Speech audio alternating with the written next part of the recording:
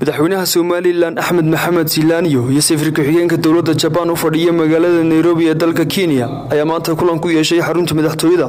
waxaana kulankaasi kadib warbaahinta la hadlay wasiirka qorsheynta Soomaaliland Dr. Saad Ali Shire oo sharaxay qodobada ay madaxweynaha iyo safiirka xigeenkan ay ka wada hadleen shirku madaxweynaha kan kula lahaa maxay raadayay saaka shirka waan uga mahad celinay deeqda Japan dawladda Japan iyo dadka Japan ayna siiyaan waxaanu kala codsanay in iyada laftigeeda deeq toos ah in deeqda toos inoo siiya ku soo biiraan sanduuqa Soomaaliland ee horumarinta Soomaaliland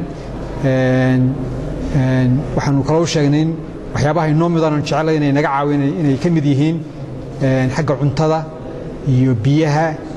iyo tamarta iyo kaabayaasha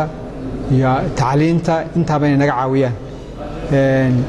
marka aad iyo aad bay ula dhaceen runtii intii ay joogeen fikir aad iyo aad u wanaagsan bay ka qaateen safiirka xigeenka dawladda Japan u fadhiya Nairobi ayaa ujeedada safarkan uu ku yimi Soomaaliland ku tilmaamay si xoojinta xiriirka Soomaaliland iyo Japan waxaan joogay Soomaaliland waqti maalin ah waxaan dalxiis barasho ku tagay meel ay berbera ka mid tahay waxaan safarkan noqonayaa mid xoojinaya saaxiibtinimo iyo isbarasho madaxweynaha waanu la kulannay waxaanay Soomaaliland u qalantaa in wax badan la siiyo waxay hadda hesho